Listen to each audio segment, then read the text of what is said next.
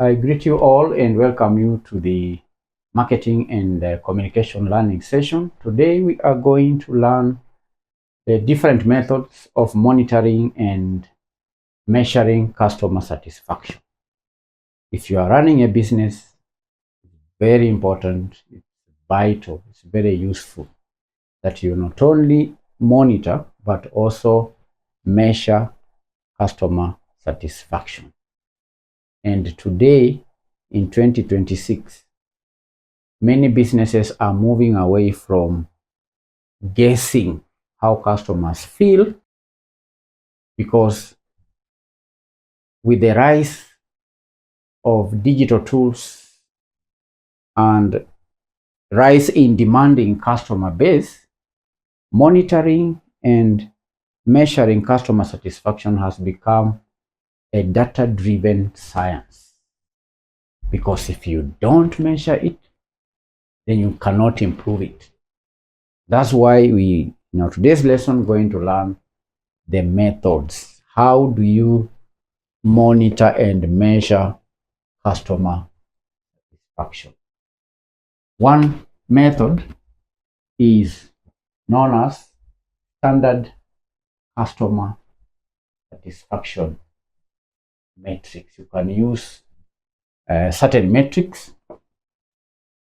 You can use, first of all, grouping the metrics, then we'll look at each and every metric. Standard customer satisfaction metrics.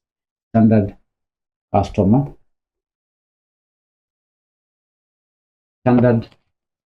satisfaction metrics. These are the industry standard yardsticks that are used to quantify feelings into data. The feelings of customers into data, into metrics. For example, you have the customer satisfaction score. Customer satisfaction score. The customer satisfaction score, abbreviated as CSAT. Customer satisfaction score. Now, the customer satisfaction score asks a simple question. How satisfied were you with your experience today on a scale of, say, 1 to 5?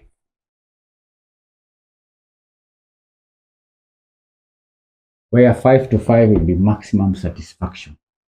The one who gives you 1 just is that is a dissatisfied customer. So you can use a customer satisfaction score. How satisfied were you with your experience today on a score of 1 to 5? That is a metric. That is a customer satisfaction metric. Understand? Yes. Then we have the net promoter score. Net promoter score. The net promoter score candidates is another metric that we can use. Net promoter score. The net promoter score. This is a standard customer satisfaction metric which measures long-term loyalty by asking, how likely are you to recommend us to a friend or a colleague? How likely are you to recommend us to a friend or a colleague? Okay, such that we may have promoters, may have passives, we may have customer effort score, and so on. Understand? Net promoter score. So the score could be, say, from 9 to 10. This, you can categorize them as your fans. if you get a score of 9 to 10, that is 9 over 10 or 10 to 10, those can be categorized as funds. These are your funds. Then you may have 7 to 8. This could be passives. 7 to 8, those are passives. Satisfied, but they are not enthusiastic. Then 0 to 6 can be categorized as detractors. Right? It is still a score, net promoter score. You may ask your fans or your customers, how likely are you to recommend us to a friend or a colleague? Out of a score of 10, those who give you 10, 9 to 10, those are your fans. Those who give you a score between 7 and 8, those are passives. Then you have 0 to 6, this could be detractors. Detractors, these are unhappy customers. Unhappy customers. Understand? Those are unhappy customers. So there is the net promoter score. That is the second standard customer satisfaction metric. The third one is known as the customer effort score. Customer effort score. Customer effort score. The CES. Customer effort score. The customer effort score. This measures how easy it was for the customer to get what they wanted. How easy it was to get what the customer wanted when they visited your shop or they visited your website. How easy was it? And you can ask them, how easy was it to resolve your issue today? Because candidates in a busy market like the one we have in Nairobi or other towns, speed and ease are often more important than the price. People want to be served real quick because time is money. They want to shop and go do other things. So they may not consider much about the price, but the time you take to serve them. You understand? That is what we call customer effort score. So these are three standard customer satisfaction metrics. Customer satisfaction score, net promoter score, and there is the customer effort score. Customer effort score. That is one category of methods. The second category, this is number one. The second category or the second method is post-interaction surveys. Post-interaction surveys. Post-interaction surveys. These are sent immediately after a specific event, such as an M-Pesa payment or a delivery or a support call. And one method that can be used is just sending an SMS. You can send SMS or WhatsApp bots or email links. Understand? A survey.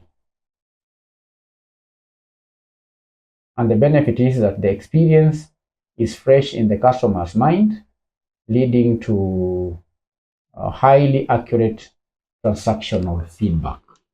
Immediately a customer purchases or immediately a customer has interaction with the company, survey is sent, questions are sent, the customer answers the questions, and we are saying you can use SMS, you can use WhatsApp, and so on. Post-interaction survey is one method of measuring and monitoring customer satisfaction. Number three, we have mystery shopping. You can do mystery shopping. This involves hiring someone to act as a regular customer to test your service standards without your staff knowing. If you are running a supermarket, say in Nairobi, and you have branches in Kisumu or Mombasa, you can send people in Kisumu to do shopping. They pose as if they are regular customers, but without the staff knowing. And what they check is maybe staff friendliness, they check the cleanliness of the shop, the waiting times, and whether the staff followed the standard operating procedures. You understand? So that's another method of monitoring and measuring customer satisfaction. Then there is 4, social media monitoring. Social media monitoring. This is called social listening. This could be monitoring mentions of your brand on platforms like TikTok, like X, Facebook groups, and so on. And that can help you do what we call sentiment analysis. You can use tools to determine if the vibe around your brand is positive, neutral, or negative. And customers are often more honest when talking about you to their friends than when they are talking to you in your surveys. So you can get information on customer satisfaction on social media. 5, another method is churn rate and repeat sales, repeat purchases. Churn rate and repeat purchases. These are behavioral measurements because you aren't asking them how they feel, you are watching what they do. For example, you have the churn rate. This is the percentage of customers who stop buying from you over a period. They are churning out. They are not telling you, but through the action, you can get feedback. Then there is the repeat purchases. The repeat purchase rate is a percentage of customers who have bought more than once. And the logic here is, if your satisfaction scores are high, but your repeat purchase rate is low, then your customers might be lying to you politely, or your competitors are offering better value. You may send your surveys and get positive results. You need to counter check those positive results with the purchase rate. You understand? Yeah, this is very straightforward. Churn rate, the rate at which customers are leaving your brand at a given period. Then there is a repeat purchase rate. The 6th method of monitoring and measuring customer satisfaction is the voice of the employee. Voice of the employee. The voice of the employee. Your frontline staff, like the riders, the tellers, the waiters, they hear what customers say every single day. You need to have regular internal surveys or feedback sessions with the staff. Because staff often spot trends, they spot frustrations. The staff can tell you that, for example, everyone is complaining that the new application update is slow, long before they show up in formal reports. So you can get also, you can measure customer satisfaction through the voice of the employees. So these are 6 methods of measuring and monitoring customer satisfaction. We have the standard customer satisfaction matrix, which comprises of number 1, the customer satisfaction score. Number 2, the net promoter score. Number 3, we have the customer effort score.